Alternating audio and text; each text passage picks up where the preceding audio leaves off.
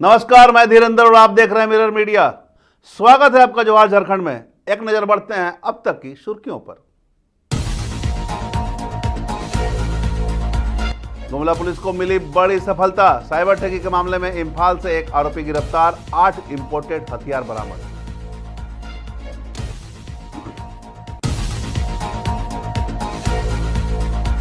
अंतर्राष्ट्रीय बालिका दिवस पर यूनिसेफ का कार्यक्रम, स्कूली बच्चियों से मानसिक स्वास्थ्य, ह्यूमन ट्रैफिकिंग और बाल विवाह जैसी समस्याओं पर चर्चा।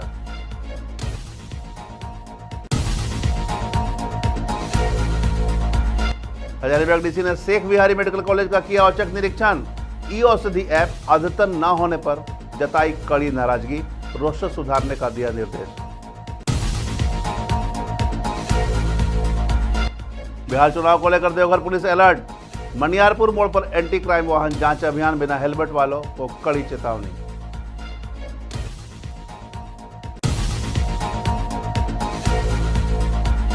और रांची में पत्नी ने पति की हत्या कर 100 कुएं में दफनाया। 6 महीने बाद खुलासा, दूसरी पत्नी समेत 4 गिरफ्तार, 2 नाबालिग विरुद्ध। अब खबरें विस्तार से। गुमला पुलिस को साइबर ठगी के एक बड़े मामले में महत्वपूर्ण उपलब्धि हासिल हुई है। सदर थाना पुलिस ने इंफाल से एक आरोपी को गिरफ्तार किया है। सदर एसडीपीओ सुरेश प्रसाद यादव ने बताया कि एक शिकायत के आधार पर छानबीन में पाया गया कि ठगी का 10,75,000 रुपये का पैसा मणिपुर के इंफाल स्थित यूको बैंक के एक अकाउंट में हस्तांतरित किया गया है। एसआई गौतम वर्मा ने इस पूरे मामले का उद्भेदन करते हुए आरोपी लकराम दिनेश मलाई को गिरफ्तार किया है। आरोपी के पास से कांड में उपयोग किए गए 2 मोबाइल, एक बुलेट बैंक का सीसीडी कैमरा, 3 एटीएम और विभिन्न बैंकों के पासबुक बरामद किए गए हैं।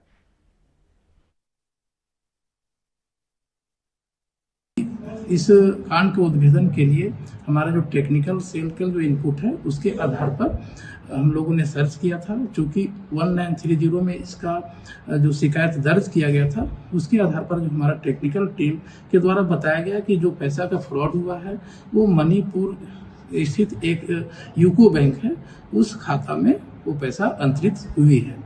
उसके पश्चात हमारे वरीय पदाधिकारी के निर्देशानुसार हमारे जो गौतम वर्मा जो सब इंस्पेक्टर हैं वहाँ जा कर के बहुत ही टैक्टफुली तरीके से उस घटना में जो संलिप्त है, जो प्राथमिकी अभियुक्त हैं, वो लुकराम दिनय मेतई जो 19 वर्ष के हैं, उनकी गिरफ्तारी किए हैं, विधिवत गिरफ्तार। झारखंड में human trafficking, school drop out और बाल विवाह जैसी समस्याएं बच्चियों के साथ काफ़ी ज़्यादा है। अंतर्राष्ट्रीय बालिका दिवस के मौके पर यूनिसेफ के द्वारा स्कूली बच्चियों के साथ एक कार्यक्रम का आयोजन किया गया। इस कार्यक्रम में खास तौर पर बच्चियों के साथ राज्य में हो रही विभिन्न समस्याओं को लेकर चर्चा की गई। मानसिक स्वास्थ्य पर भी विशेष परिचर्चा हुई, जिससे छात्राओं को इन बातों की जानकारियाँ मिली। यूनिसेफ राज्य सरकार के साथ मिलकर स्कूलों में कई तरह के कार्यक्रम चला रहा है।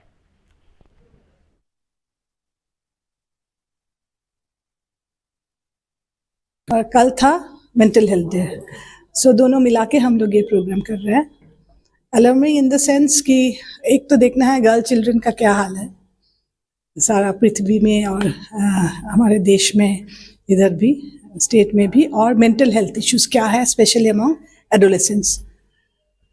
तो डेफिनेटली मेंटल हेल्थ इश्यूज बहुत इम्पोर्टेंट है। अभी उसका इश्यूज बढ़ रहा है, बहुत कारण है उसका बढ़ रहा है और उसके ऊपर बातचीत करना चाहिए। तो आज का जो प्रोग्राम है स्पेशली हम लोग चाहते हैं कि सारे लोग खुल के इसके ऊपर बात करें, हाइड ना करें, छुपा के ना रखें। जिंदगी में कभी ना कभी जरूर होती है, तो समस्या की गंभीरता का अंदाजा आप इसे लगा सकते हैं कि 2015-16 में जब हम लोगों ने नेशनल मेंटल हेल्थ सर्वे किया था तो हमने पाया कि हमारे देश, समग्र देश में करीब 6 करोड़ लोग ऐसे हैं जिनको मानसिक स्वास्थ्य के इलाज की ज़रूरत है। 6 करोड़ बहुत बड़ा नंबर होता है हमारे देश के लिए, और उन 6 करोड़ लोगों में करीब 35 to 37% लोग जो हैं वो 25 साल से उम्र के नीचे वाले हैं।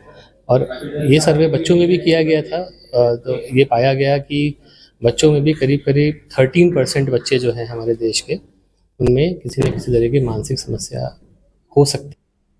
हजारीबाग उपायुक्त शशि प्रकाश सिंह ने शेख बिहारी मेडिकल कॉलेज और अस्पताल का औचक निरीक्षण किया। इस दौरान उन्होंने ओपीडी में पंजीकृत मरीजों की सूची के साथ अधिकारियों के साथ विस्तृत समीक्षा की। उपायुक्त ने बायोमेट्रिक उपस्थिति प्रणाली को सख्ती से लागू करने और चिकित्सकों की रोस्टर सूची में नियमित बदलाव करने के निर्देश दिए। ई औषधि ऐप अंत न होने पर उन्होंने कड़ी नाराजगी जताई और संबंधित कर्मियों से स्पष्टीकरण करने का निर्देश दिया। उन्होंने वर्णवार्ड को 24 घंटे क्रियाशील रखने का भी आदेश दिया। डीसी ने स्पष्ट कहा कि गुणवत्तापूर्ण स्वास्थ्य सेवाएं प्रशासन की प्राथमिकता में है।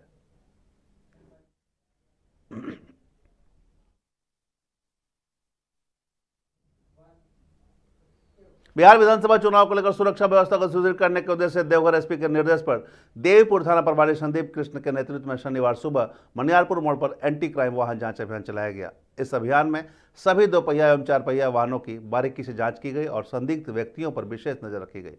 अभियान के दौरान बिना हेलमेट के बाइक चला रहे चालकों को रोककर कड़ी चेतावनी दी गई। पुलिस ने कहा कि यह अभियान आगे भी जारी रहेगी ताकि क्षेत्र में अपराध पर अंकुश लगाया जा सके।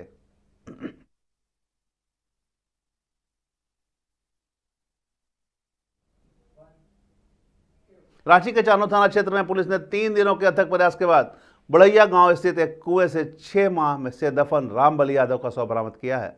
इस पूरे मामले में रामबली यादव की दूसरी पत्नी चंपा उरांव को गिरफ्तार किया गया है। पत्नी ने पति की हत्या कर शव को ड्रम में डाल कुएं में दफना दिया और फिर जेसीबी से कुएं को भरवा दिया था।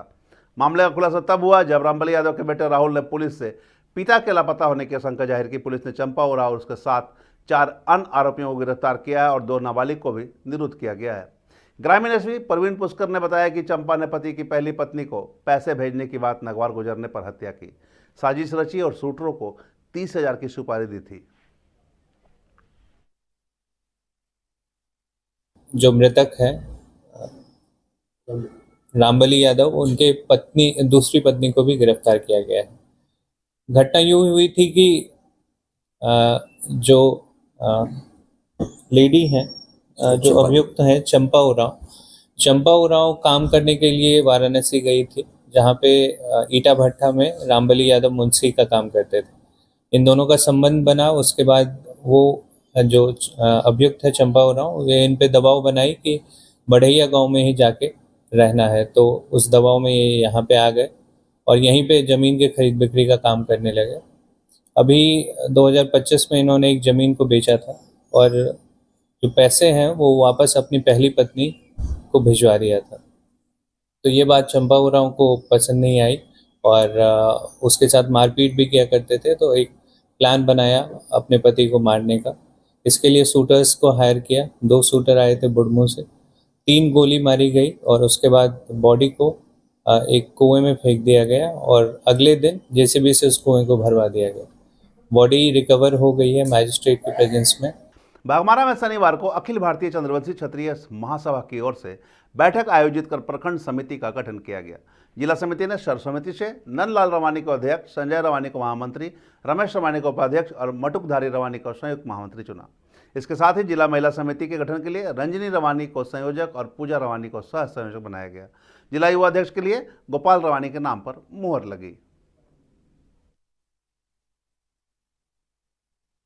क्षत्रिय महासभा की बैठक डुमरा गेस्ट हाउस में प्रखंड कमेटी के विस्तार हेतु रखा गया था, जिसमें तमाम माताओं, बहनों, युवा साथी, गार्जियन इन हजारों की संख्या में अपना उपस्थिति होकर एक दमदार परिचय देने का काम किया। लोगों का समाज बागमारा प्रखंड की बात करेंगे तो समाज का जनसंख्या काफ़ी है यहाँ पे, और जो युवा साथी, माता बहनों गांव से उठ के आज हर जगह निकली है राजनीतिक भागीदारी के लिए, तो हम लोग बहुत ऐसा चीज़ है समाज में कुरीति है उसके खत्म करने में काम करेंगे। राजनीतिक पिछड़ा है उसमें हम लोग आगे बढ़ाने का काम करेंगे और हर तरीका से जो विश्वास हमारे समाज के लोगों ने हम पे जताया है उसका हर संभव हम उस विश्वास पे खड़ा उतरे। शनिवार को मांडू कृषि वैज्ञानिक संस्थान में किसान मेला सह प्रदर्शनी का सफल आयोजन किया गया, जिसमें हजारों महिलाओं ने उत्साहपूर्वक हिस्सा लिया। इस कार्यक्रम का मुख्य उद्देश्य महिलाओं को आधुनिक कृषि तकनीकों की जानकारी देना था, जिससे उनकी खेती में उत्पादकता बढ़ाने में मदद मिलेगी। विशेषज्ञों ने उन्हें कम लागत में बेहतर उपज प्राप्त करने के तरीके के बारे में जानकारी दी। यह पहल कृषि को महिला सशक्तिकरण से जोड़ने की दिशा में एक अहम कदम साबित हो रही है।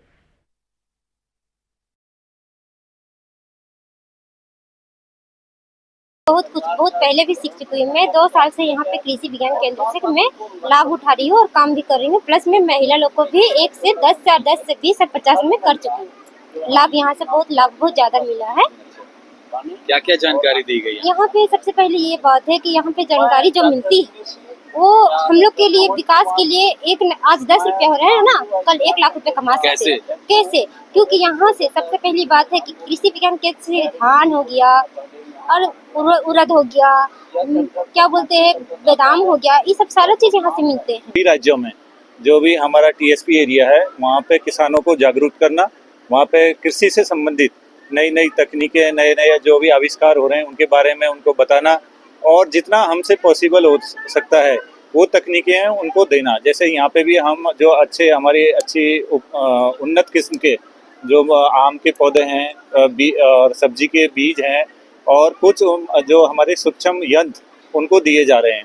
किसान मेला प्रदर्शनी था, ये तकनीकी आधारित था। जो हमारी महिला किसान हैं उनको समृद्ध करने के लिए, स्वस्थ करने के लिए जितने भी हमारे तकनीकी हैं HCR के द्वारा या विश्वविद्यालय के द्वारा जो भी हमारे झारखंड के विकास के लिए तकनीकी निकाली गई हैं, चाहे वो पशुपालन की हों, चाहे पक्षी पालन की हों, चाहे मछली पालन की हो, चाहे बागवानी की हो, चाहे सब्जी बागवानी की हो, चाहे पोस्ट हार्वेस्ट की हों, ये सारी तकनीकों का, नर्सरी उत्पादन की हो, ड्रोन उड़ाने की जितनी भी तकनीकें हैं, तो कैसे हमारी जो महिलाएं लखपति दीदी बने, उन सारी तकनीकों का यहाँ जो है आज जो है प्रचार प्रसार किया गया, उनको बताया गया। पाकुड़ जिले के हिरणपुर प्रखंड अंतर्गत आने वाले धनगढ़ा गांव में बच्चे आज भी अधूरे स्कूल भवन में पढ़ाई करने को मजबूर हैं। गांव का पुराना प्राथमिक विद्यालय पूरी तरह से जर्जर होने के कारण वहां पढ़ाई बंद हो गई है। अब बच्चों को साल 2017 से बनने शुरू हुए विद्यालय में अधूरे पड़े स्कूल भवन में ही पढ़ाया जा रहा है। ग्रामीणों ने जिला प्रशासन की शिक्षा व्यवस्था पर सवाल उठाए हैं। जिला शिक्षा पदाधिकारी अनिता पूर्ति ने बताया कि उन्हें इस मामले की जानकारी अब मिली है और उन्हें जल्द ही अधूरे भवन का निर्माण कार्य पूरा कराने का आश्वासन दिया है।